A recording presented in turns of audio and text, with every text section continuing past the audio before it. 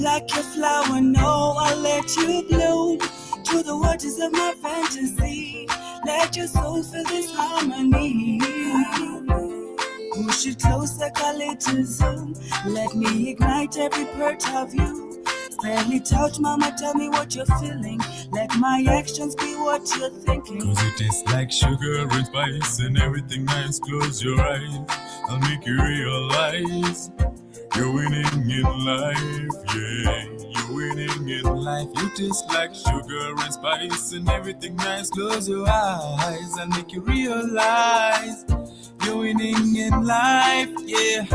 You're winning in life. Call me a number one, baby. You can call me a Superman. Chochote utataka nitakupa man.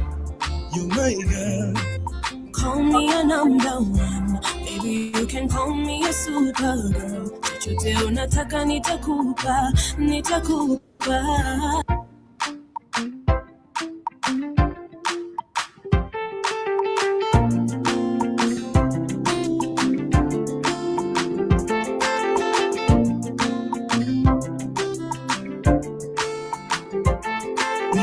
Like a flower, no, I'll let you bloom to the waters of my fantasy. Let your soul feel this harmony. Push it closer, call it to zoom. Let me ignite every part of you. Spell it out, mama, tell me what you're feeling. Let my actions be what you're thinking. Cause it tastes like sugar and spice and everything nice. Close your eyes, I'll make you realize you're winning in life, yeah. You're winning in life. You taste like sugar and spice and everything nice. Close your eyes and make you realize you're winning in life, yeah. You're winning in life. Call me a number one, baby. You can call me a Superman. Chochote utataka nitakupa man. You my girl. Call me a number one, baby. You can call me a supergirl. Chochote unataka nitakupa, nitakupa.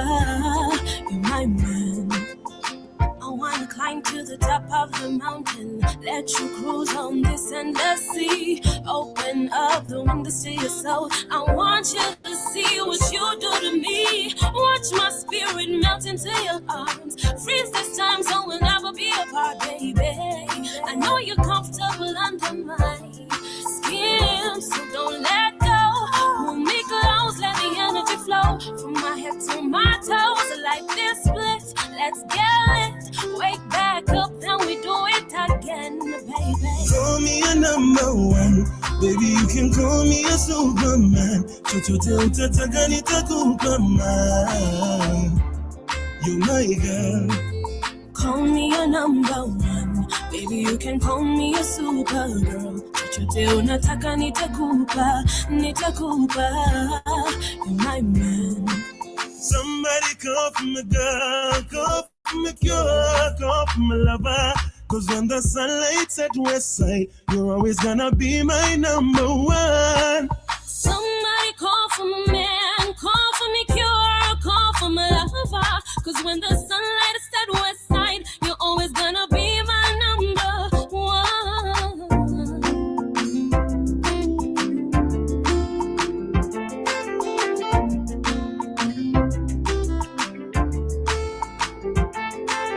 Tell me how you want it, daddy. Tell me how you want it. Happy. Tell me what you want, I'ma make you happy. Wagwan. Happy, I'ma make you happy. Happy Wednesday. Tell me how you want it, mommy. Tell me how you want it, mommy. Tell me what you want, I'ma make you happy. I'll make you happy, I'ma make you happy. Tell me how you want it, baby. Tell me how you want it, baby. Tell me what you want, I'ma make you happy. I'll make you happy, I'ma make you happy. Tell me how you want it, baby. Tell me how you want it, baby. Tell me what you want, I'ma make you happy. I'll make you happy, I'ma make you happy. Good afternoon, family. Hope you guys are doing amazing. That is the one and only Liband featuring Suzia, playing right here on the media of the 21st century. Nowadays, they call themselves literally quite different names. Some of the artists you seen here, they're actually now individual artists today in 2026. But I hope you guys are doing amazing. The name of the jam is called Number One, playing right here on the mid of the 21st century. Happy Wednesday, 27 minutes past the top of the hour. And I hope your week so far is actually amazing. Mine is great, can't complain. Literally loving the tone of the day. Today it's not really that cold. It's quite chilly, but it's not really that cold like it's been for the past few days. It's quite a little bit sunny. I can say it's doable. I can do it's doable. The weather is doable for me today. It's not really that cold because I didn't have to wear like something super heavy. But I hope you guys are doing amazing on your end. Hope your day is amazing and fantastic, rather starting with an amazing high tone and wishing you a beautiful one. And of course, welcome to the Pan African Bliss today as we talk about some few amazing conversations of what is trending across Africa. We're going to be starting with how some of the Malawians actually have been confirmed dead. That is in South Africa after, of course, the anti-immigration xenophobic behavior that we've been seeing happening in South Africa, in which, of course, the Malawian government has requested thorough investigations and justice upon the lives that have been lost. We've seen countries like Ghana, Nigeria taking a very serious action when it comes to evacuating their people actually in the country because of the current xenophobic attacks that are happening or actually facing other Africans who are in that particular country. We're going to be also be discussing about the HIV increase in the 254, where we have over 1 million, that is 1.48 million Kenyans who are currently living with HIV. That is according to the new data status. And of course, it's crazy because we're discussing about this for the past few weeks, and we actually saw that most of the people actually measure HIV with their eyes. It's crazy. You just look at a person and you're like, nah, they don't look like they have HIV. They don't look like they have STDs. Instead of you guys going to the hospitals and getting the right, cure or the right, precautions before engaging into sexual activities. Much more of our conversation also is going to be coming from Burkina Faso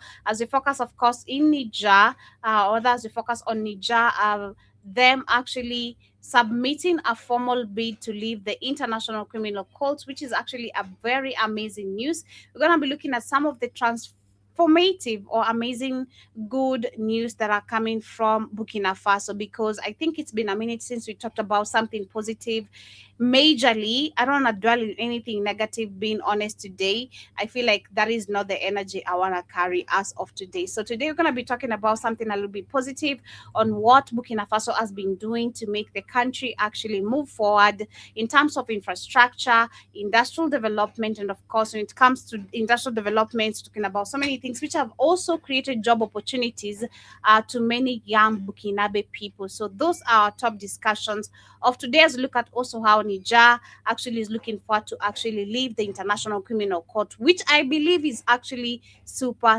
amazing. But those being our top conversations, remember you can also download our app on the Google Play Store. In case you're here for the first time, welcome. This is Blackout Fire Network, and my name is Joby. We hold the Pan African Bliss from Monday to Friday from exactly 2 p.m. depends the time. Sometimes I was here very early, so my co-host, of course, made me come in a little bit late. I was there actually by 12:30 today. I came actually an hour early actually today for my show. So we do hold this conversation every Monday to Friday, of course, from 2 to 4, depending on what conversations we have. Sometimes, of course, trending, we might hold the show a little bit longer or a little bit shorter. And I hope you guys do get to understand or learn what is happening on the trending news and updates of the Africa news across the world. But of course, with that being said, you can grab the application on the Google Play Store where we have amazing supplements. Keep yourself healthy, man. Keep yourself healthy. Health is really important. If there's something personally I was saying yesterday, I was telling someone yesterday, apart from health, if there's something I love to brag about is my success, apart from health, because I've understood actually when you're healthy, man, that's the most shittiest days of your life. Like when you're not feeling good in any part of your body, And of course, sometimes all you need is actually some organic supplements to just boost your health, and you're actually very good and activated. Like for me on Saturday, a good example, I was really really hungover, and I just took one of the medicines that I literally avoid when I hear people say that you need to take this every time you have an hangover. I hate medicines personally, but on Saturday I was really really fucked up because of the Friday party, that I had to take a medicine, and immediately I took this shit. Trust me, I was feeling amazing. Of course, it wasn't organic, but most of the times, of course, organic supplements do help you. For me, of course, when it comes to hangover, I have my own ingredients that I'm gonna deal with apart from the medicines.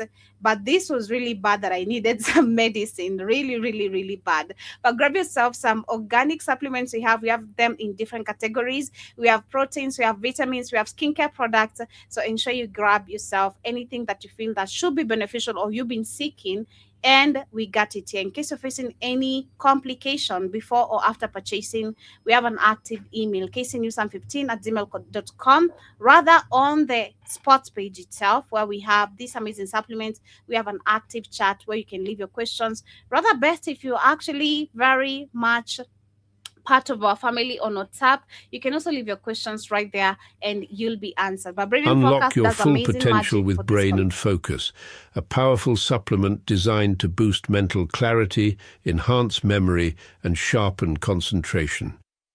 Made from a blend of scientifically proven ingredients like ginkgo biloba, omega-3, and essential vitamins, Brain and Focus is crafted to fuel your mind. Our process ensures maximum potency and effectiveness, delivering the perfect balance of brain-boosting nutrients. Take just one capsule daily, as prescribed by your healthcare provider, and feel the difference. Whether it's powering through your workday or staying sharp in life's challenges, Brain and Focus keeps you at the top of your game. Stay sharp, stay focused, and stay ahead with Brain and Focus. Brain and Focus, fuel your mind, achieve more. Go get this product at blackhotfirenetwork.com at the Sports and Nutrition Store. we start with today's conversation, we're going to start with what is happening in South Africa due to the killings of some Malawian citizens. Let's take a look at this as we continue. Police in South Africa are investigating the murder of a 29-year-old Malawian national during a march against illegal immigrants at the Jika Joe informal settlement in Pietermaritzburg. 2 other people were injured in the attack. Led by anti-immigrant group March and March, the protest reportedly turned violent after a woman claimed that her relative had been killed by Malawians. Hundreds of people from Malawi are camping in Pietermaritzburg following the attack in the city, which is the capital of KwaZulu-Natal province. Another group is sheltered in nearby Durban, awaiting repatriation as efforts to send them home continue.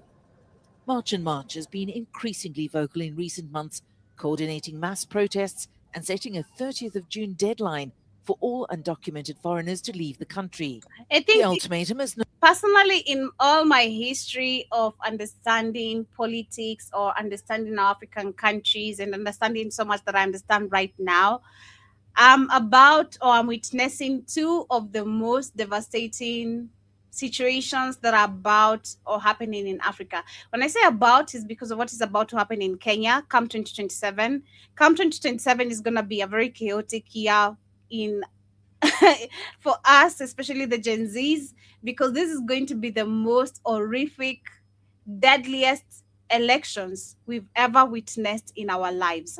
Okay, and now coming to now Africa as a continent, this is the most craziest thing I'm witnessing coming from South Africa because of the xenophobic behavior. Because I think living in Kenya and how I've seen how accommodative we are growing up with Sudanese, Somalians, Ethiopians, we've never had a problem with these people. Now seeing this happening, of course, in South Africa, this is a shock to so many of us fellow Africans, and I believe, to many of us, really to many of us, because we might be divided by the borders, but I do believe somehow deep within us, we know we're supposed to be accommodating each other. I don't know if it really makes sense.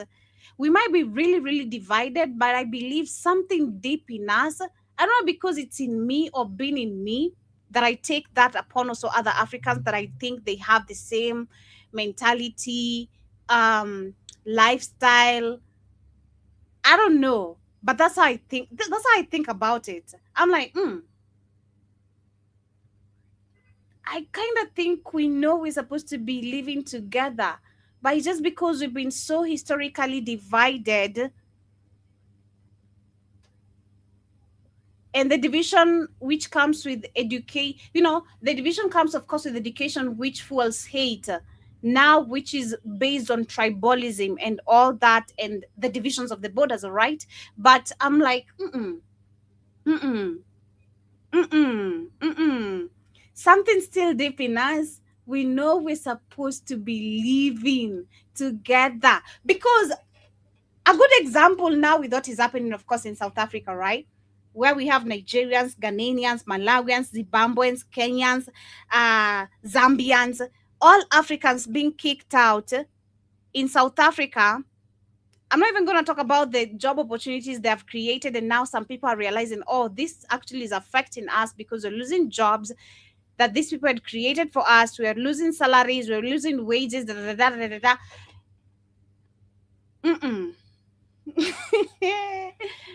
This shit is really, really deep. And I trust me, if this is being fueled by a white man, white people again are wickedly brilliant. White people, don't tell me nothing about white people don't know our history, white people don't study us. No.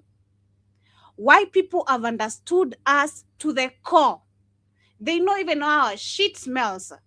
And sorry to say that, but it's giving that. These people have studied us to the point they know our blood smells, our piss smells, how our shit smells, how our sweat smells. And I'm mentioning the bad, the bad smells that you can literally bump into on a bad corner of someone who doesn't know how to keep hygiene, of course. And you're like, God damn, But that's literally when it comes to white people, what I've understood. Because every day when I'm bumping into videos and I sit down to myself and analyze videos nowadays, I'm not just looking at videos. Every time I'm bumping into something that is educative to me as a Black person and that comes from the white people or the white culture, I am studying that video. Every article. I'm not just reading articles nowadays for the sake of me coming here and representing them or talking about them because it's a trending topic. No. I've sat down nowadays. I breathe in and out before even consuming some information because I get angry sometimes in the middle of reading so much or looking at so much. Some videos might get me irritated, agitated, And then I go back to the video of this lady I shared, and kids shared a video about her during the weekend. The Kenyan lady was talking about the energy harvest. I'm like, nah, this is not worth my energy. I gotta lay back a little bit. I have to lay back a little bit to understand this is happening in my world. Yeah, the world I'm living in, but not really in my world as Joby, not in me, like this is not affecting me, but yes, it's affecting my people. So how can I consume this? What can I learn from this? That is how I've been analyzing some videos nowadays, and it's making me understand so much wickedness. Oh my, so much wickedness, so much depth when it comes to our history and the white people. So much is being revealed to me in an angle. Actually, that's the right term. So much is being revealed to me in an angle I never thought I could see things. And it's crazy. It's really crazy and also scary. I'm like, God damn, how do I know this much? How many lives have I lived? I start even questioning that. How many lives have I lived? How much information might I have walked out with from my previous lives to understand or to catch up with this information that I have in today's life or in this life, as Joby. Because in my previous life, of course, I was not Joby. I was someone else. I was probably Natasha, Tanisha, I don't know. definitely someone different, but the soul is the same, right? I've just understood so much, or I keep on consuming so much information that it's so mind blowing and scary at the same time. And I don't think I've actually said this in a long time, but that's what I've been experiencing lately. I'm like, damn, this is not just a video. This is not just another trending video on TikTok. This is not just. I've been trying as much as I can to understand every or sinking information it's on a depth level. Trust me. It's like it's soaking in me. Like, you see how a washing sponge, how it soaks on water and soap. That's it. That's how I've been soaking on information. I'm like, this is not just another video. This is not just another trending shit. So now it comes to South Africa. And if this is really a fueled agenda, which I think for now we understand is a fueled agenda, which of course now we can see, of course, Trump getting rid of the HIV aid, saying that the black people should fund themselves. That's a very big effect. But of course, it also comes with that. Leave alone Trump. There's now the minority who have been dominating South Africa for so long, calling themselves South Africans. And there's video about it, actually. There's many videos of white people calling themselves South Africans. You know, we're the real. They don't call themselves that, the Dutchies. They call themselves Black South Africans. We're the real South Africans here. Not even Afrikaners. If you do some research on TikTok, you're going to find these white people is talking about all the original, the indigenous people of South Africa. They never invaded. The invaders are the Black South Africans, and all that. Now I'm like, Of course, when you go back to many countries and colonialism and slavery, which is the same thing, these people have been using the same strategy of claiming they have been here before. That's why they feel the need of teaching us religion, giving us their fake education. There's always some justification when it comes to their actions, right?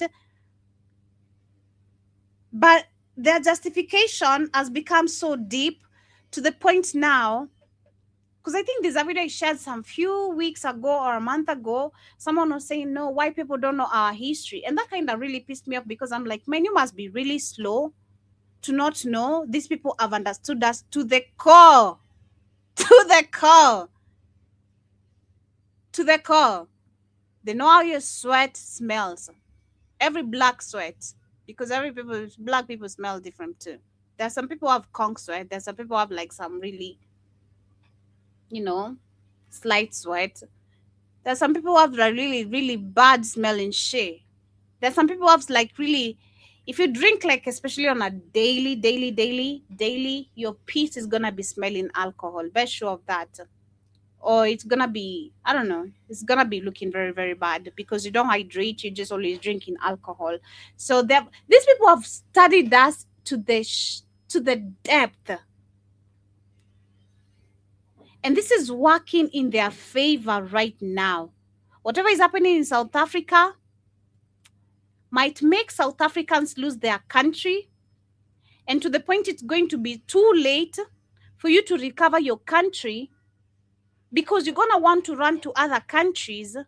And these other countries are not going to accept you in their countries because you gave them the same treatment when it was their turn asking for help or relief from you. And not even asking. They were creating relief for you and for them and for you, by creating job opportunities, creating all and contributing to your economy.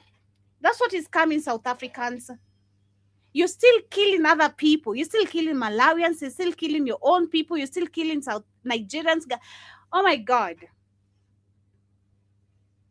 The same thing I said some few weeks, 2-3 weeks ago. You Negroes are going to start being called savages, uncivilized. They're going to go back to the same thing I've said, justification of their actions. White people will find a way to take over South Africa completely. Oh my God, you're not ready. You just know. You don't have no idea. That's what I'm saying. I'm understanding now everything and in depth, but slowly. I think personally I've understood I'm a slow learner.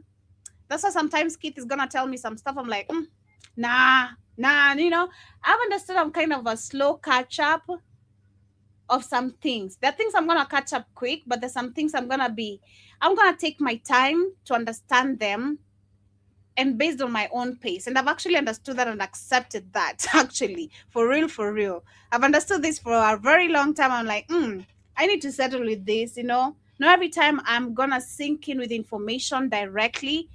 I just need time to find my own way of understanding it and in a slow beat. And that's what is actually happening to me now when it comes to South Africa. This country is going to be under attack. Just watch. They are very quick. They were saying yesterday, remember the video I shared yesterday? This guy was saying, oh, you've been living here since 2007. It's almost 20 years. You're welcome. You're one of us. Now, you're not going to be calling them one of you because they don't even give a shit about you. If, as a matter of fact, they want you out, they see you so backward by what you're doing. You have no goddamn idea. They see you so backward by what you're doing to fellow Africans. They see you so backward. Why people see you so backward and you're giving them reasons to justify their actions upon you when it comes to killing you? Because I think I've understood this system and racism so well at the same time. Like, why people will always find ways to justify their action because they know the system also favors them. That's it. Everything we're dealing with globally is based on race. And where the race goes back to the system because the system is built on race, favorism. Oh my goodness. So shout out to South Africans, man. No legal backing, but has already led thousands of people from other African nations, including Ghana, Nigeria, Malawi, and Mozambique, to flee. Tensions are escalating ahead of planned anti-illegal immigrant demonstrations across the country on the 30th. Law enforcement has ramped up its operational readiness across all 9 provinces. So mind you, they're supposed to be leaving. Everyone who is not South African, they're supposed to be leaving by 30th of June. Nobody who is not South African should be in South Africa. The plans in place to protect communities, infrastructure, and public spaces. Yeah, so that is what is happening. That is what is happening in South Africa. Man, I can't wait. I'm waiting. The boycotting, there's a lot that is about to, of course, currently it's effective, but I don't feel it's effective enough. I don't feel like, man, it's not effective enough. It should be effective the way you see the Strait of Hormuz is affecting many countries. That's where South Africa should be. Begging on your goddamn knees because you depend on the rest of the world. What do you produce? What do you do? You're like the rest of the African countries, depending and waiting on other people to import back to you. What do you do? Nothing. Maybe the only thing you've done is import HIV in Kenya, because I don't understand why the rate of HIV in Kenya is rising. Look at this. 1.48 million Kenyans are currently living with HIV. This is according to the latest data released by the National Syndemic Diseases Control Council. Women and girls are bearing a disproportionate burden for the epidemic as compared to men. Despite this, Kenya has made notable progress in the fight against HIV, recording declines in mother-to-child transmission and maintaining gains in treatment coverage. However, new infections, particularly among adolescents and young people, continue to pose a major challenge. Despite decades of progress in HIV prevention and treatment, Kenya continues to face a significant HIV burden, with an estimated 1.48 million people currently living with the virus. According to the National Syndemic Disease Control Council, the national prevalence now stands at 3.22%. The epidemic continues to affect women more than men, with a higher prevalence among females at 4.3% as compared to males at 2.1%. Children remain among the most vulnerable groups, with 69,330 children aged between 0 and 14 years currently living with HIV. In 2026, Kenya recorded 13,936 new HIV infections. Adolescents and young people continue to account for a significant share of new infections at 41%. Adult new infections stood at 10,539, while the new infections among adolescents and young people aged between 15 to 24 years were 4,321. Out of all the new HIV infections, 62% occurred among young people and young adults aged between 15 and 39. Health experts are particularly concerned about the high rate of infections among young people, underscoring the need for targeted awareness campaigns, testing services, and access to prevention tools. Meanwhile, Kenya has recorded progress in efforts to eliminate mother-to-child transmission of HIV. The rate of mother-to-child transmission now stands at 8.04%, a drop from the recorded 9.3% in 2024. Kenya still records approximately 14,000 new HIV infections annually, including more than 3,000 among children. At the same time, people living with HIV are living longer and increasingly require more integrated services that address non-communicable diseases, mental health condition, reproductive health needs, and other chronic illness. Ladies and gentlemen, the change. Now, remember, of course, the rate of HIV is going to increase because we have these testing vaccines that have been going on across Africa. Testing vaccines. How sure? Because this goes back to a certain conversations we had, I think me and Shmani, and we're talking about how comes America never shows any patient from America, from Asia, not all these white or whatever people, non-African people. How comes we never see any type of example of anyone who has been cured by HIV and AIDS through these vaccines? As a matter of fact, if you remember, when we had the US, the American government funding African countries forcefully to accept these trial vaccines, to accept some money that is going to be funding cancer, HIV, and other future pandemics. We had one of our trials right here in Kenya, and I reported that. We had one of our idiots very happy because he was the first one to take the HIV vaccine trial. The same thing happened in South Africa. Some trials continued. So how comes we never have any patient from the States? So you want to tell me HIV is just only in Africa? Huh? Or HIV is just only spreading among East Africa? Of course, you know the rest of the world, some people also have HIV. Don't play on my face like that. So how comes we have none of these patients who are dying, in need to live long and healthy? We have none of them who's coming as an example of how they have been used with these trials to be actually a good example of they are being cured by those vaccines. Why must it be Africa? That is always actually where the trials must happen. Huh? So which actually, for me, if you ask me why the rate of HIV is increasing, is because of the vaccines we're taking and we have no goddamn idea what we're taking. Man, thank God, being honest, for the longest time, I think for the last 1 year or two, being honest, personally, I've not been so reliable on hospitals as much. Let me get 3 minutes, Joby. You don't mind. 3 minutes. 3 minutes. Okay, just a minute. Okay, sure. But I've been so reliable personally on staying at home. I'd rather stay at home, cure my diseases, whatever I'm suffering from. Stay at home. I'm not gonna go to the hospital. I swear. So don't ask me for no. I'm sorry, kids. Don't ask me for no doctor recommendation or letter. No, I don't have it. I'm sorry. I'm gonna cure my shit at home. That's it. Because I'm not gonna spend. I've realized I spend so much money in the hospitals, like wasting medicine, or money on medicines. Well, you're not supposed to. You're not supposed to know. You're supposed to know regular remedies. Exactly right. You're supposed to know that. That's what I don't never been. I'm in worse shape than you. You ever see me go? I ain't been in the hospital like 35 years. I don't more than that. Exactly. I don't even get sick. For me, every time I get maybe a stomach ache or whatever I'm suffering from, I don't go to the hospitals anymore. What I'm gonna do is actually I chat GTP that shit. I'm like,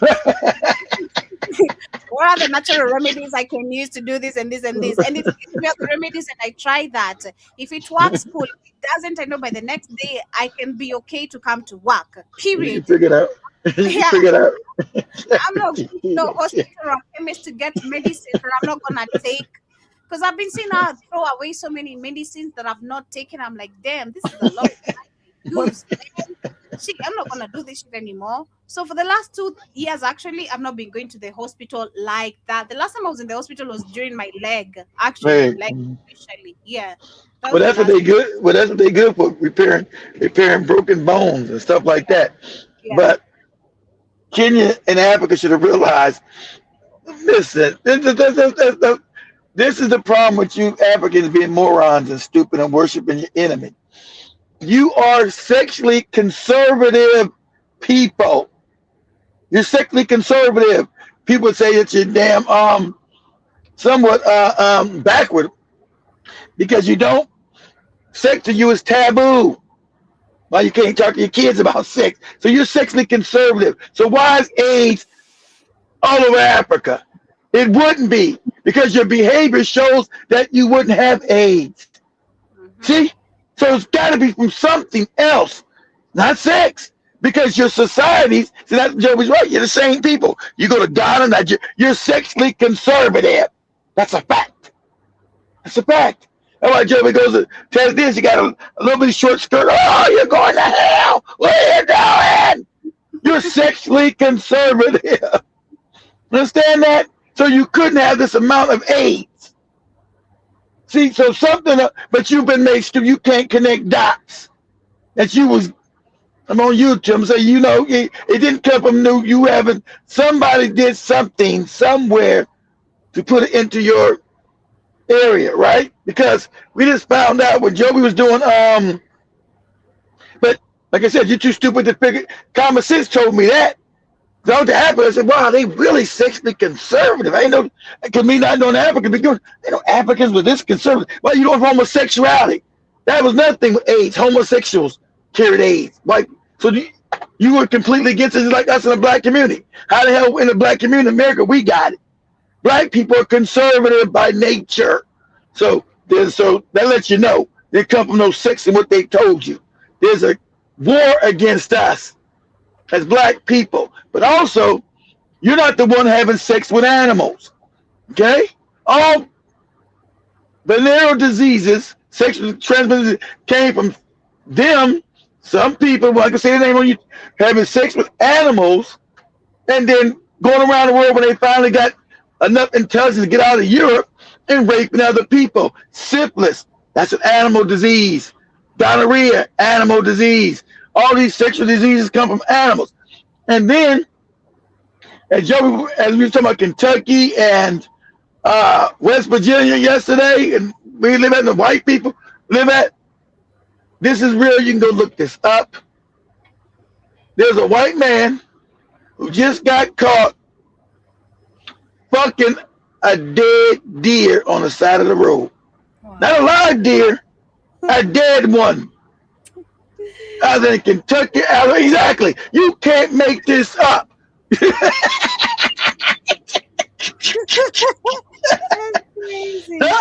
And so it's a little bit more than crazy, Joby. Who's gonna like the black lady asked, you people, you Neanderthals, you people, how does your penis get hard for not just a deer, but a dead deer? So She said it was out in Kentucky, Alabama. Just got caught on the side of the road fucking a dead deer. But I'm like, what? I'm like, what? I know if it was lying, they fuck it, but a dead one? But anyway, so understand, guys, these diseases don't come from you. They're not because you have sex. Because as Africans, you're sexually conservative. You're conservative people. See, and getting to know each other, you should know that. Except for the South Africans, because they got all white people down there. Everybody got that homosexual shit because their minds have been altered by these white people.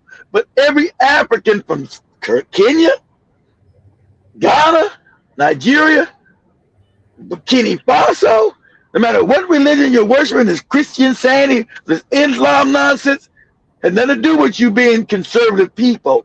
You're conservative, especially sexually. You're sexually conservative. From Tanzania to Angola, because you're the same people, same culture. So question should be, how's AIDS how's AIDS constantly going up in Africa? So you got to figure that out, Africans, and stop. Your leaders are dangerously stupid. Because this ain't hard to figure out. You should know your people. I'm African, but I wasn't born in Africa. And me being in Africa as an anthropologist, noticing behavior, I'm like, wow, Africa's really sexually conservative. And I knew even my own staff, we never talked to our fathers about sex, and then that's taboo because they're sexually conservative. I ain't even my staff to me. I'd already been to Africa and seen it with my own eyes. I said, wow, Africans are conservative like hell. They're conservative. Okay, wow.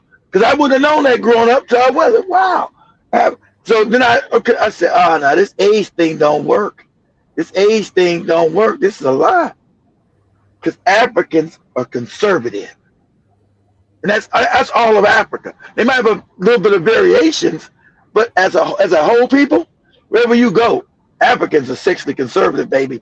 So AIDS didn't just pop up in no Africa, nobody having no sex. That's a lie. So that means your enemy has been practicing war against you.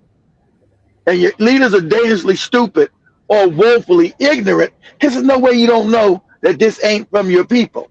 There's no way you don't know that. There's no way you don't know. Especially when you heard the South Africans, white man tell you, we've injected these Negroes with AIDS. We did that. You think they did it in South Africa? You think they stopped? When they openly, like Joby said, South African white people saying South Africa belongs to them. They're not even saying no more. They're saying now, remember they told you to go back to Africa. They're saying that because they know all their countries are dying. They're openly saying, who said Africa should belong to black people? They said all of Africa. Who said Africa should belong to black people? That should be ours too. Nobody said, who died and left Africa to African people? Who died and left them? If they can't defend it, we should take it all back over again and just take all of it. They're openly saying it again, guys. Openly. They're openly saying Africa should belong to them. So I'm done talking. Let Joby have a show back. I'm gone. It's crazy. It's crazy. Thank you for your point, but let's health landscape. And being a slow learner, those are things as a fast and a slow learner. You absorb things when you absorb it at your own time. Doesn't have to be fast. Yeah, no fast and slow. That's when you're able to absorb things. Because some things I'm slow in, some things I'm fast in. Some things it takes me to get, oh, now I get it. It is when it clicks for you. Okay. Really like no fast time or slow time. Just when it finally clicks and you understand all the pieces. But some things I'm slow at. I'm like, but I didn't get that. Wow, can I get it? Shit. Okay. So, all right. Sense. Thank you. All of financing realities require us to rethink how we organize, finance, deliver health services.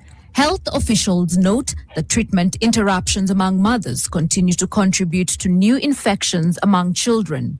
According to the National Syndemic Disease... I do bet you there's actually, of course, an African remedy, natural remedy that can get rid of these viruses. Literally. Number one, of course, I do believe one of it is detoxing. Detoxing from all the bullshit you take, you know, and living organically, literally, and if possible, so close to nature. So close to nature. I mean, nature where there's waterfall, a lot of trees growing. There's just nothing but just nature.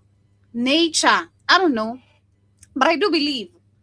I do believe personally. Like that is just. I do believe there is. There is how you can just get rid of these viruses out of your body if you find the right people who have the right information, find the right remedies. Of course, Africans, we've lost our knowledge of even understanding which roots, what leaves to tap into, but it's there. It is there. It is there. These viruses can be gotten rid of. I don't care what you tell it, but it's there. There's something we can mix together, boil it, drink for a whole month or 2 months, 6 months. I don't care. And you're going to be okay. You're going to be okay. Because understand, we're dealing with this is just some chemicals that have been forced into our bodies and damaging our cells. So how can you repair your cells? That's where you go back to. Understand every cell. Which cell are you dealing with? You know, this is how we go back to the real science. Which cell are we dealing with when it comes to HIV and AIDS? How do you cure these cells individually? It's that very simple. I'm not even a doctor, but I think I have so much knowledge. And I don't even know what the F this knowledge comes from. But I do believe it's that way. Which cells are being damaged during HIV? And how can you start curing these cells? Which are the best natural remedies to use, mix up to cure these cells? How long are you supposed to use them? You know, which foods must you avoid? Of course, no eating Popeyes here, no Dr. Pepper here, no pizza here. Sorry, Kate. You know, this is where you go back to your natural, like literally healthy living for real.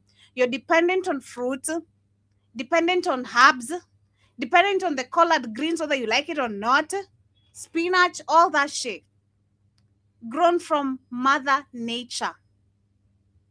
And you're gonna be okay. You'll be fine. You'll be super, super fine. I believe it's there. It's crazy because I feel like as humans, we don't put so much effort. So long as you're healthy, you're like, you know, we just talk about it, you know. But until shit is really hitting you, that's when you're like, dang, I need to do this. You know? I feel like especially like Africa, that is just so true. Africans are just so, we're not that proactive. Like, you know, we don't do it until we're really being affected. That's when we're like, God damn, I need to do this. Oh my, I've been just talking about, now I need to apply this. So hey, there's natural remedies out there for real, for real, for real, for real. Because this high rise of HIV and AIDS, it's not really making sense. But just to shift quickly from what is happening in South Africa and Kenya, we have the Alliance Health State. At least let's talk about some positive things happening in these countries, you know, how they're trying to make beautiful transitions. The year is 2026, and the world is starving. Not slowly, not quietly, loudly, violently, and without apology. Job mosquito, damn you. You said what? Karibu sana, but you said just eat ugali every morning and you'll be just fine. That is me, man. We were having that conversation yesterday, and I was like, for me, I don't know. I think it's something I picked from my mom, being honest. Because my mom loved eating food that was left in the morning. She used to eat like leftover food in the morning. I swear. I think I pick it from her. I so swear.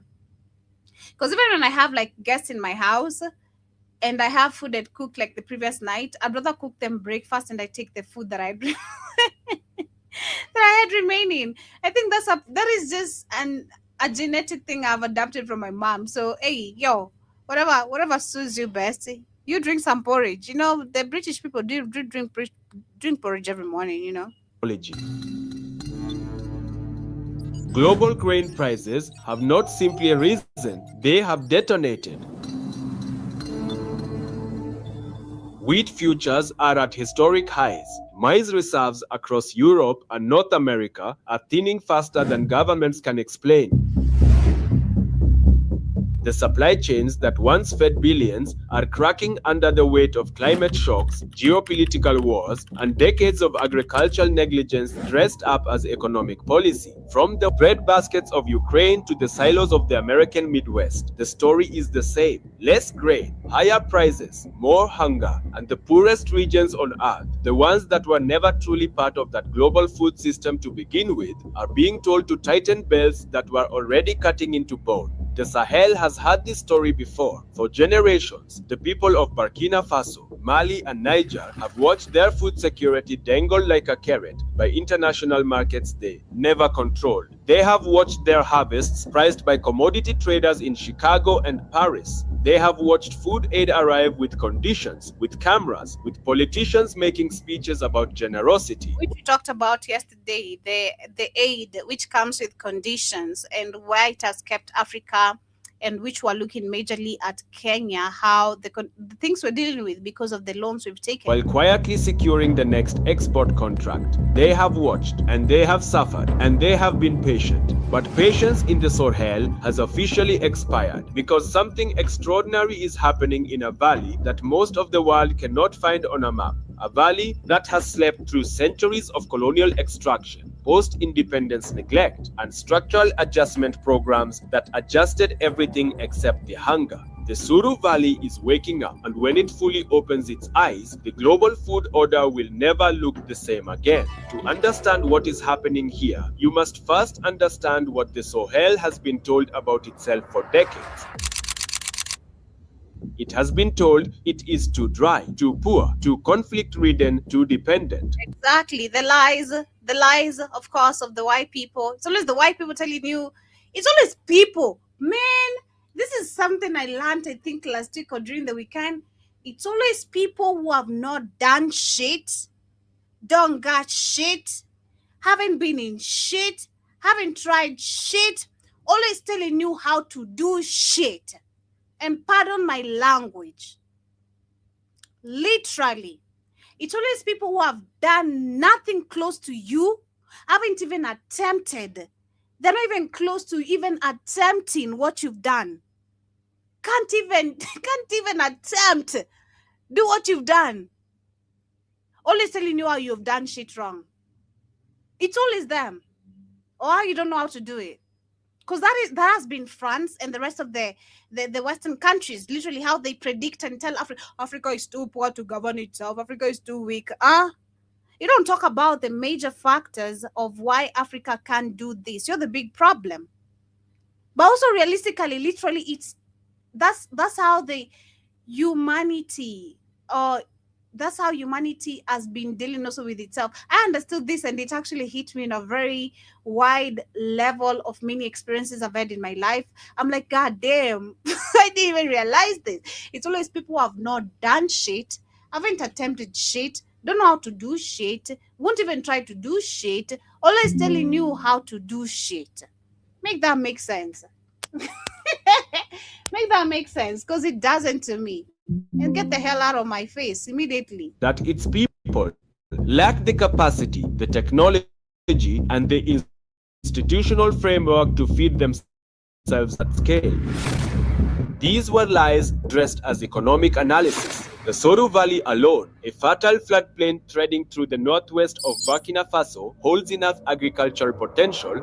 The river that gives it its name flows with quiet, patient power through soil that agronomists have known for decades is among the most productive in the sub-region. It was never the land that failed the people. It was the systems built around the land that failed them. Colonial trade routes designed to extract, not to feed, post-independence governments more focused on urban political survival than rural agricultural investment. International development frameworks that encouraged cash crop dependency and discouraged the kind of sovereign food infrastructure that would have made aid unnecessary.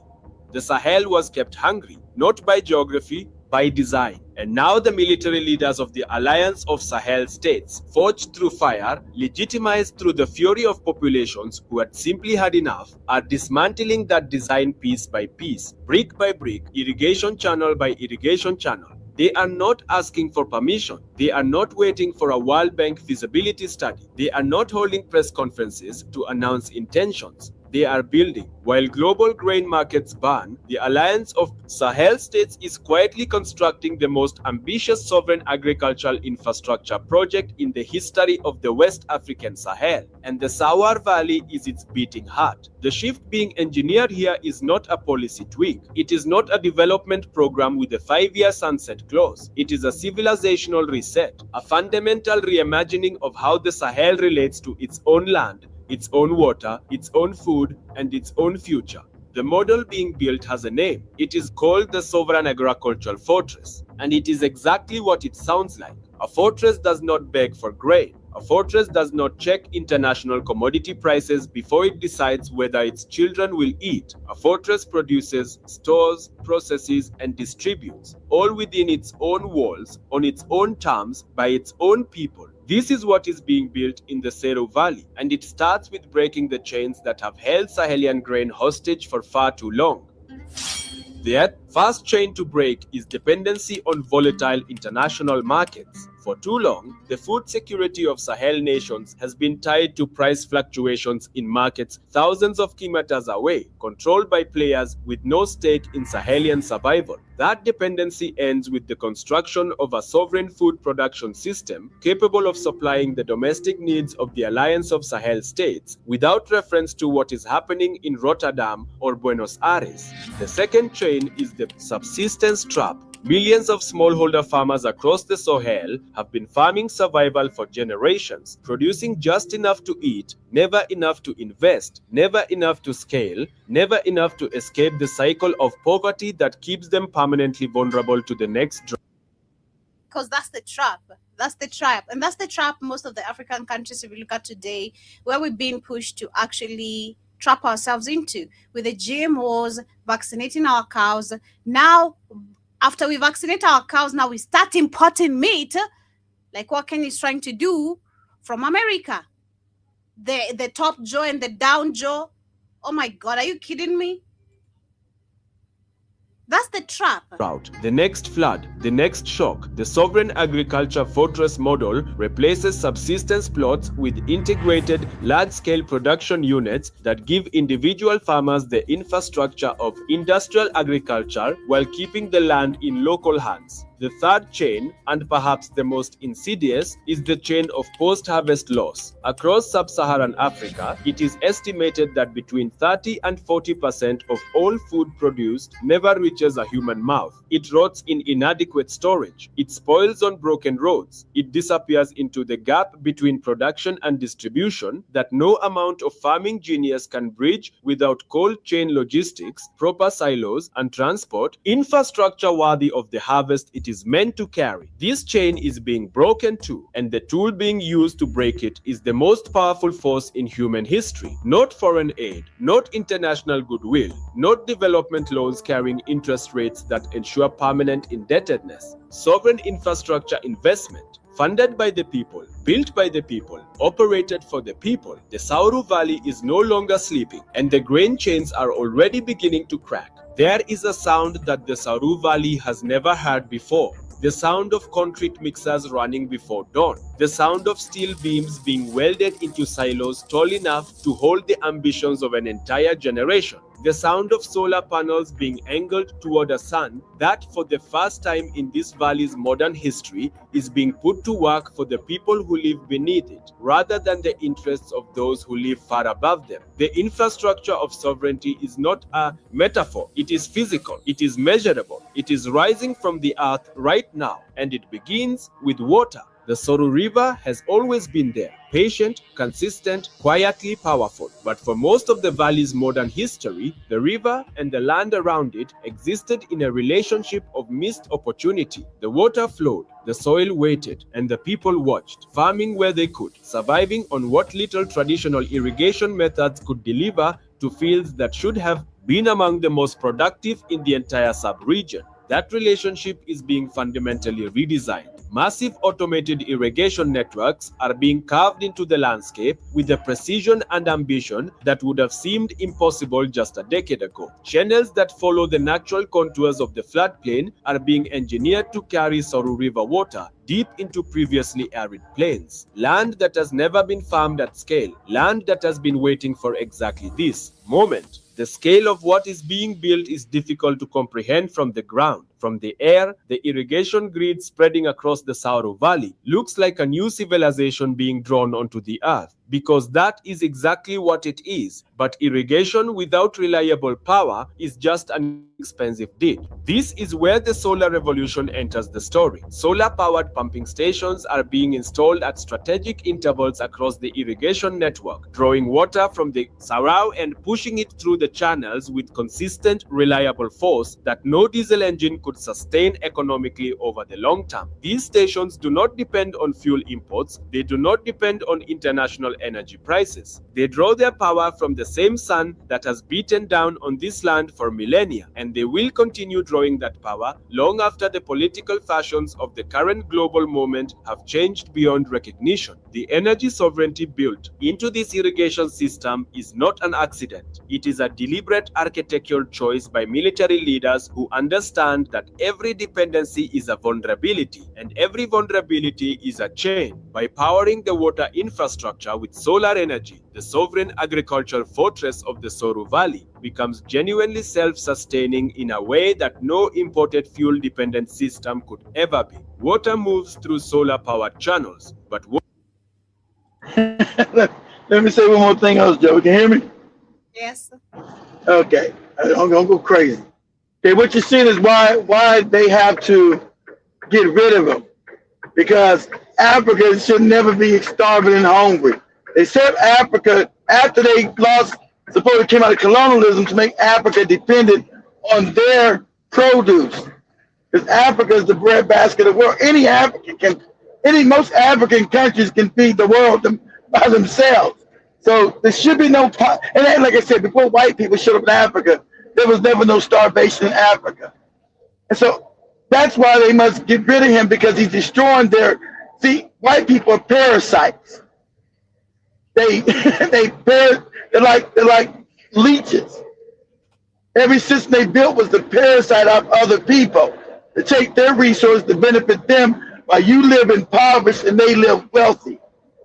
Everything is parasitical because Europe has no resources. White people have no resources nowhere. So they go back into poverty like they've always been. And so also with the puppets, Ibram has done something no African nation has done. And it's going to shake up. That's why they're going to keep trying to, unalive him, right? Because now Burkina Faso has set up a sovereign wealth fund. And if you guys don't know what a sovereign wealth fund is, let me explain it real quick. I'll leave Joe alone. Sovereign wealth fund means even when this man loses power or they try to overthrow the country, they can't touch the sovereign wealth fund. Sovereign wealth fund will make sure Burkina Faso and its people will be wealthy. It's going to make sure of that.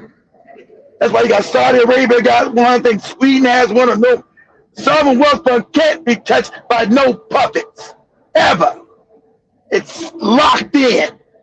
So he's already ensured off the wealth of Burkina Faso that so much money must go into the sovereign wealth fund regardless, and it can't be touched, it can't be destroyed, it can't be looted. So that means that Burkina Faso will be wealthy. Within 5 years, it will go from an impoverished country to a wealthy country. That's why they just now did a new report. Oh, the human rights. Oh, they're not allowing people to talk. They're doing everything they can to stop them. And like the Europeans, why they focusing on Burkina Faso? Never have before, because they know. See, when Burkina Faso gets wealthy, that's happening. It can't be stopped now. All these other African puppets are going to fall. All of them. Because the Africans are going to ask, how the hell is Burkina Faso rich with half the resources we got, and we're still impoverished.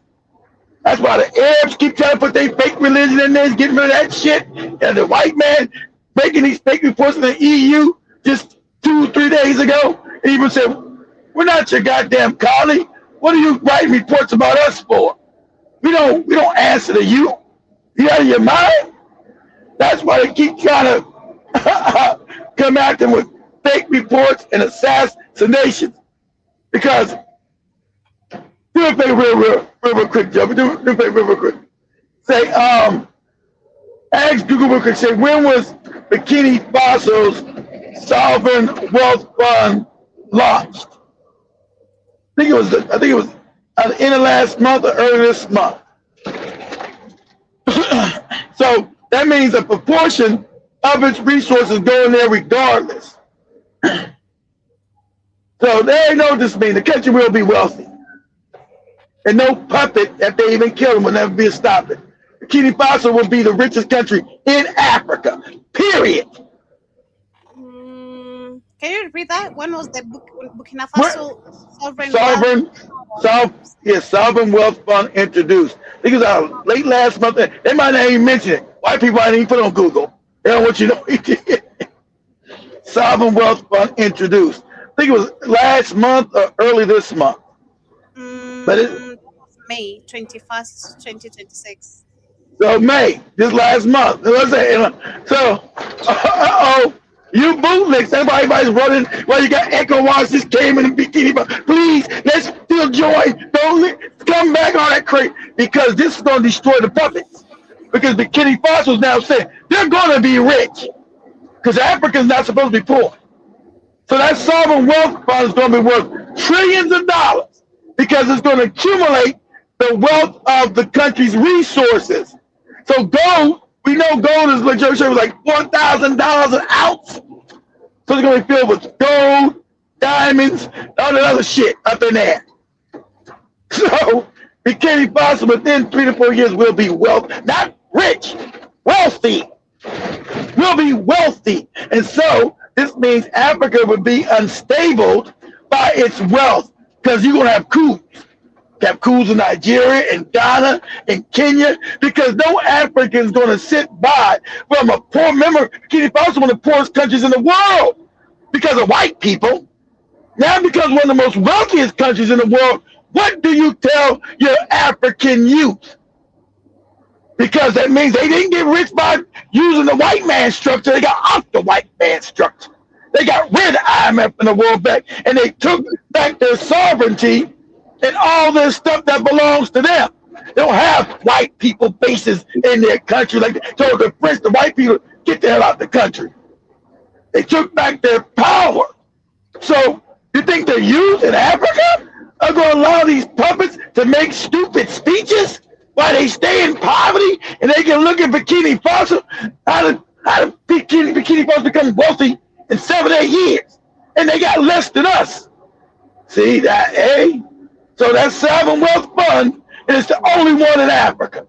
Why these other Negroes built one? Oh, because the white man said, don't you do it. Your money and resources belong to us.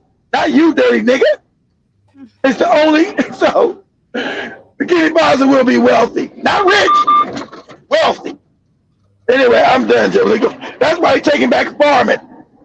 Africa was set up to fail, keep white people rich, and to keep black people poor. That's the dirty scam. Africa's been set up in the last 60 years to keep white people rich off of African resources and to keep African people impoverished. That's the scam. That's why your puppets are there, and that's what's going on.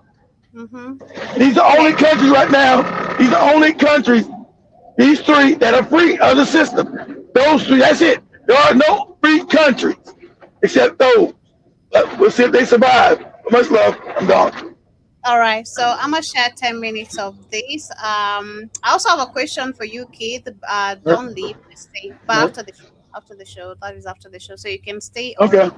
I'll call you after. Okay. But yeah, I'm going to share 10 minutes of this. Then we literally get closer to winding up to set the next show.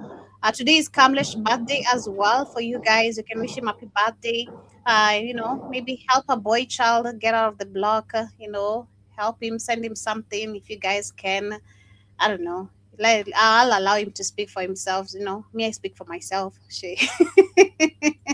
I speak for myself. But yeah, today is Kamlesh's birthday, so happy birthday to him.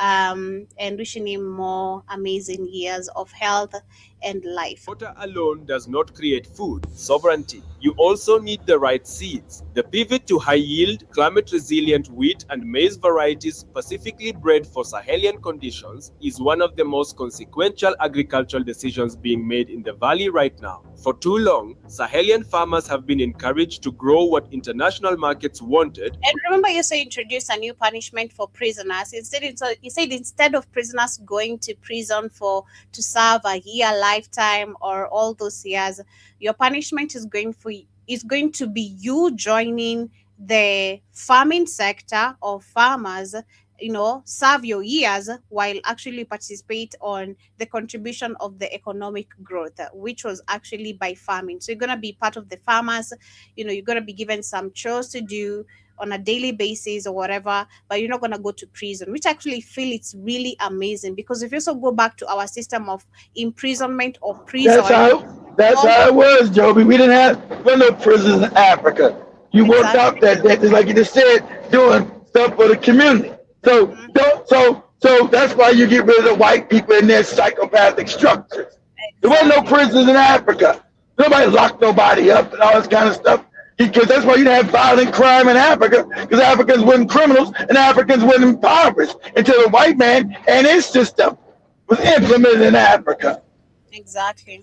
Rather than what Sahelian soil and climate could optimally support. The result was crops that performed poorly, required expensive inputs, and left farmers permanently dependent on external suppliers for seeds, fertilizers, and technical knowledge. The new varieties being deployed across the Soro expansion are different. They have been selected and in some cases specifically bred to thrive in the temperature ranges, rainfall patterns, and soil compositions of the West African Sahel. They require fewer external inputs. They are more resistant to the climate shocks that have historically devastated harvests and driven farmers into crisis. And they produce yields that, combined with the new irrigation infrastructure, are transforming the mathematics of food production in this valley completely. Where subsistence plots once produced barely enough to survive, irrigated fields planted with climate-resilient varieties are now producing surpluses, real surpluses, the kind of surpluses that make storage infrastructure not just useful, but urgently necessary. And the storage infrastructure being built here is extraordinary. High-capacity grain silos are rising across the Soru Valley with a speed that reflects the urgency of what is at stake. These are not the rudimentary storage structures that have historically been available to Sahelian farmers, structures that allowed insects, moisture, and temperature fluctuation to destroy a significant portion of every harvest before it could reach a market. These are industrial-grade facilities designed to preserve grain for extended periods to buffer the alliance of Sahel states against the kind of seasonal price shocks and supply disruptions that have historically made food security so fragile in this region. Alongside the silos, cold chain logistics infrastructure is being established to handle the perishable products, vegetables,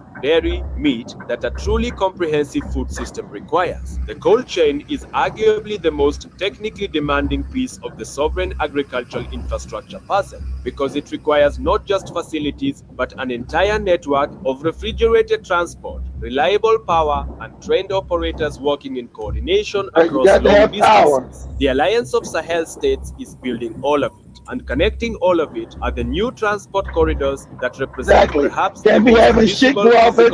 Can't be having your power go off every other day. Exactly. They're making it's down to them now, making a real power-based. Can't have power going off every other day. Not in 2026. Can't have power going off every other day. And then screaming you're going to be a first world country and you can't keep the goddamn lights on. What are you talking about? Roads capable of handling heavy agricultural transport are being constructed to link the valley directly to the urban centers of the alliance, Ouagadougou, Bamako, Niamey, with a directness and quality that has never existed before. These roads are not just agricultural infrastructure, they are statements of intent. They are the physical embodiment of a decision made at the highest levels of the Alliance of Sahel states that the people of this region will no longer be geographically isolated from the economic value of their own labor and their own land. When a farmer in the Saru Valley harvests wheat, that wheat will move quickly, efficiently, and profitably to the people who need it without spoiling, without being intercepted by middlemen who extract value while adding nothing, without disappearing into the structural inefficiencies that have historically stolen so much of the wealth generated by Sahelian agricultural labor. But perhaps the most powerful element of the infrastructure being built in the Saru Valley is not the silos or the roads or the irrigation channels. It is what happens inside the processing plants. Localized industrial midpush processing facilities are being established across the valley with a strategic purpose that goes far beyond simple food production. These plants are designed to ensure that raw agricultural products, wheat, maize, groundnuts, sesame, are transformed into value-added goods before they ever value added. You never let it leave again, Africa. You got everything. I'm not shipping shit to no fucking Europe or no Asia. It will be processed here. The money will be made here, or you don't ever get it. Exactly. You don't extract your wealth to other people and then ship back poverty. I don't know what moronic, and all African countries did it. You bootlicking niggas from the 60s. You coon-ass niggas destroyed Africa so my family can have a library and all this other goofy shit. Don't even make any sense. Shout out to damn MAGA fooling. These shit don't even make any sense unless you're retarded or drunk. You should have been built this shit. Why am I shipping all my shit to Europe to make them rich, or Asia to make them rich, then I ship back poverty? It don't even make any sense unless I'm retarded. Go ahead, Joe. Wheat becomes flour, maize becomes animal feed and industrial starch. Oil seeds become cooking oil and protein meal. What was once exported as a raw commodity, priced by international markets and processed into profitable products by foreign industries, is now being transformed within the Alliance of Sahel states, keeping the value added by processing inside the regional economy where it belongs. This single shift from raw commodity exporter to processed goods. That's why your cooking oil goes down from 800 Kenyan shillings to goddamn 3 shillings because it's made in the country that it's produced in. Not shipped back to you in some fancy package and you go to the store and buy it, buying back your own shit at a higher price. Crazy. Go ahead. Multiply the economic impact of Sahelian agriculture by factors that make conventional and that's why they need to kill his ass. Look embarrassingly conservative. The infrastructure of sovereignty is being built, and it is being built to last. Abundance is not a gift, it is an engineering problem, and the Alliance of Sahel states is solving it. The word abundance has never sat comfortably in the same sentence as the Sahel. The global narrative about this region has been constructed around scarcity of water, of food, of stability, of hope. That narrative has been repeated so many times in so many donor conferences and emergency appeals and devastating news reports that it has calcified into something that most people treat as geographical fact rather than what it actually is, a political choice that has been made and can be unmade. The engineering of abundance in the Soru Valley is the unmaking of that choice. It begins with water, because in an arid region, everything begins with water, but it does not end there. The 2026 expansion of the automated irrigation network across the Soru Valley represents the largest single investment in agricultural water infrastructure in the history of the Alliance of Sahel states. And unlike the irrigation schemes of previous development eras, which were often designed with foreign foreign expertise, built with foreign labor, maintained with foreign technical support, and quietly controlled by foreign interests, this expansion is being engineered from within. Sahelian engineers are designing the channels. Exactly. Sahelian construction workers are building them. Sahelian agricultural scientists are determining the cropping systems that will use the water most efficiently. And Sahelian farmers, equipped with training, inputs, and institutional support that previous generations could only have dreamed of, are the ones whose hands will ultimately turn the engineered potential of this system into actual food on actual tables. The automated elements of the irrigation network are particularly significant. Traditional irrigation systems in smallholder African agriculture have historically required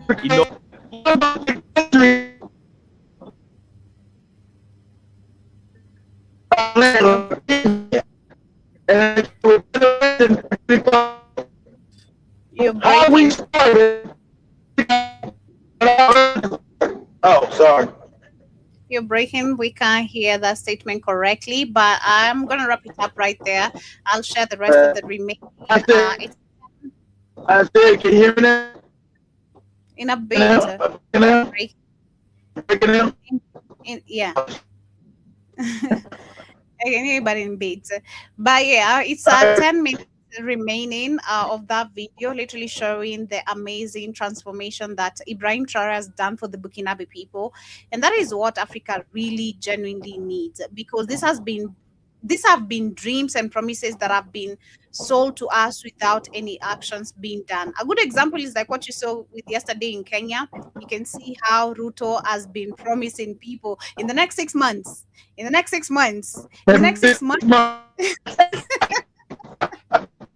there's nothing ever done in those 6 months, you know. So people are tired. The next 6 months, in the next 6 months, really, because he was doing it when he was vice president. In the next 6 months,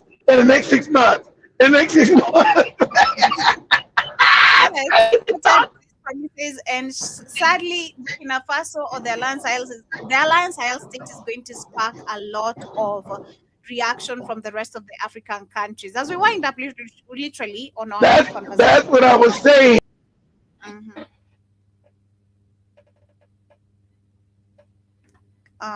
Keith is breaking.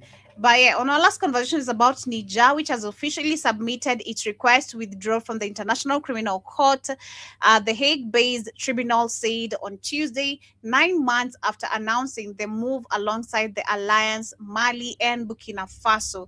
The three alliance countries, Alliance Sahel state countries, are all ruled by military governments, and that came into power, that is between 2020 and 2023. They jointly announced their withdrawal from the ICC in September last year, and calling the court an instrument of neo-colonial repression. That's what it is. Imperialism. In a statement sent to the AFP on Tuesday, the ICC said it has received an instrument of withdrawal that was on June 18th from Niger, led by the general, that is Tiani, and of course the president of currently Niger. The request will take effect on June 18th, 2027. The court said that 1 year after notification, Niger must honor its obligation to the court until that date. They don't have to honor anything. I don't got to honor nothing. I told you I'm out of it. I don't got to honor anything, white people. It's your shit. Your shit you set up. I don't got to follow. See, this is when you talking about being sovereign black people finally taking back power. This your shit. I don't have to honor nothing. I told you I'm out, and I'm out. You don't got to tell me, well, you got to wait till 2027 till we can put some laws against you and try to take you to court for crimes against humanity and some other made-up shit we make up. Now, I told you, we're out of it. Period. With today's conversation, chat to everyone, chat to Drama for being with me. 12 of you this morning. Asanteni sana, kindly subscribe if you're here for the first time. If you're enjoying the conversation, do like, share, and comment. Tonight, yeah, much love. Tonight we're gonna talk about, we're gonna add about that white man fucking that dead deer on the side of the road. With these people. How you put your dick in it? How does your dick get hard for a dead deer? It is crazy. And I told you. Hey, my man, if I find you been with a white person, I'm out the door. Goodbye. Thank you very much, Jonathan. Thank you for joining that. Just going thoroughly on the comments. I see earlier you were saying Africans haven't figured out yet. Crazy because the vaccines you've been given by white people. Shit, I can't. You guys figure it out. It's crazy. And I also see you're saying Africa is conservative by nature. So how could AIDS be all over Africa naturally? It couldn't. It purposely wiping out the morons. And Jaba Jaba also say the same thing, adding that AIDS was originally called greed, Uh-huh. related infectious disease. It was. Interesting, brother. But I also see you saying Oh, that I you believe didn't the know that? virus. That's true. Yeah, I also see you saying I believe the virus is put in foodstuffs and tampons, etc. But it's in many stuff, of It's course, still many true. many things. Saying correct, Africans are conservative sexually. And then Jiba Jaba says lace streets and party drugs with it. And then says probably it's in the ugali or other common foods. And not in the ugali, please. Pass with that, Shay. Hell, maybe it's probably the smoothened neck bone. It's probably from that smoothened neck bone. Be careful. Or maybe that grease that is used to preserve meat. Be careful. Today is Wednesday History Day, so be careful, yo. I'm gonna be bringing some more information, but I see Drama Stress says yes, right? Detoxing the lymphatic system, exactly. And says Jabba says correct, Joby, they are natural cures for it. Yes, because I believe when you look at, if you understand the cells, the body cells very well, and you understand which cells are affected by HIV, and then you do your research correctly. This is not just any, Google type shit. You gotta look for herbs Exactly. Good. seriously and look for people who also know these herbs and how they actually help cure these cells specifically. So I Well, feel like for us and to it's deal with funny, HIV, Dr. Sabi cured HIV 20, mm, 30 years, 40 years ago. HIV, Dr. Sabi cured it 40 years ago. same. So why? So Yeah. it's very simple as that. Like I'm saying, I'm not even a doctor, but I have this information. So please shout out to me. Shit. Neither, Don't play with neither me. was Dr. Sabi. He figured out the herbs going back to. He said, "We're black. Go back to natural remedies." Remember these remedies that we got now came from the Rockefellers. This is new. These new medicines, all fake, made from oil. They're to make money. They're not to cure anything. So your natural remedies were meant to cure you. Go back and start studying African. Also, you guys know. Also, let me explain this. When you're an African, you have a magnetic field around you, and plants respond to you. We communicate with nature because you, as an African, you're part of nature by naturally.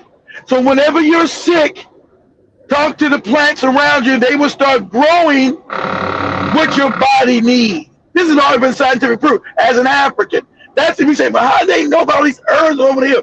Because the plants have a symbiotic relationship with you.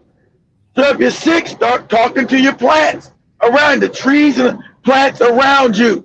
They'll start growing whatever you need to heal you. See, the white man calls it witchcraft, witchcraft, because they can't do it. They're not connected to nature. You are, because you are the gods. Mm-hmm. Yeah, and also to know if you're fucked up so more, try planting maybe plants, and if they don't respond, you're really fucked up. You're really fucked up. If you try planting trees and they don't respond, like they're not growing, it could be tomatoes only, just some simple shit. You're really fucked up. You need to cleanse yourself really, really bad. I don't If know about all that junk. I need to for get start a real, plant. yeah, These for gotta real. learn. These Oh gotta my learn god, how to yeah. plant shit. They got me No, fucked no, up. no, no, no, no. Because the people do that repeatedly and still the plants won't grow. No matter what you plant, it never grows. You're fucked up. You're really fucked up. So work on yourself. I If don't know. I animals don't know. are I scared don't know of about you, that. if animals are scared of you, like cats and dogs, even you can't touch a donkey, you need to cleanse yourself, because when you touch a donkey, I'm scared touching of a donkey bite because it bites. I never touched a donkey in my life. I never been around a live donkey. Ever. Yeah, but have you tried planting trees? Maybe been around cats, dogs, of course. Of course, dogs love me. Cats don't like me. Cats don't like you? That's Cats know I don't like. Cats know I don't like cats.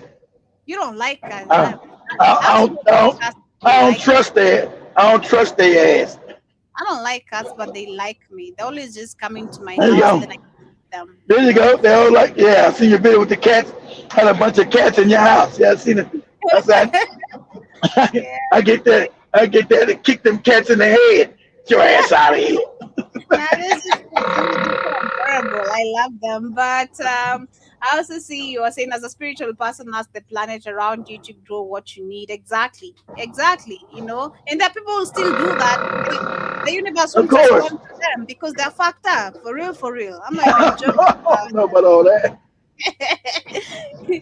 And then John says, Keith, they just opened a new Popeyes around the corner from where I live. I'm gonna go. Go ahead, check it out. You guys know what is it? It's almost July, so I haven't been. It's been like, remember a couple years ago, I stopped for 2 years. That was like, what's that? 2023 to 2025? Yeah. No. 2022 to 2024. I started again 2024. I just stopped again. And in November 2025. So yeah, it'll be almost a year in a few more months. It's almost July. I ain't ate no Popeyes at all. When Joby did that story, I'm probably like, I can't fuck with this Popeyes. This ain't even real meat. Yeah, you gotta find a Joe bone meat all there. You know, bottom in the middle. Be careful, man. But shout out to directors for joining us this morning. I also see Jamos saying, Joby, you have to give Keith 30 minutes on every show so that he won't keep interrupting. Man, I've allowed him for today only. It's not every day. Yeah, I'm not going. Exactly. She want to tell me something. That's all. I don't be on her show. I only get on that shit. Yep. And then says, I've touched a lot of donkeys. I don't know about the donkeys though. Yeah. Donks. You've touched a lot of donks? No donkeys? What's donks? The hell are donks? Let me see. I don't know. Who? Donks. What's that? Oh, donk. You talking about butt cheeks? That's a car. That's a car called a donk. D-O-N-K? Yeah, that's a type of a car. Drum mosquito, right? Yeah, I don't think. Who wrote that? Drum mosquito. You see, this type of a donk. Okay, all right. I didn't know. Shout out to him. I never heard that. That's a donk over there. Donk is a slang for booty. Donk-a-donk. Girl, you got a donk in a trunk, girl. You got a donk-a-donk. It's an old slang joke. It's not like late. That's like some shit 30 years ago or some shit. Hey, that's a slang. You guys with your slang. Yeah, because it's short. Because it's short. It's also short for donkey. You got a donk. You got a donk-a-donk or short for donkey booty. Much love from you. Some beautiful rest of your morning. That has been my time. This. Don't be too skinny for a donkey booty. Got a donkey booty, girl. Go ahead, Joe. I'm not too skinny. I'm there. You know, I'm there. I'm just there. You know, I exist, but I'm not skinny. I think Jamani got a donkey booty. The one who should call skinny right now is Spikes. I'm not skinny. Skinny is Spikes. Spikes is so skinny. Spikes is always so skinny. Don't eat, just drinks alcohol. Spikes is always skinny as hell. Like that. Man, you eat. See you guys later in the evening, but we're coming back, of course, to the Spikes ain't nothing but head and feet. That's it.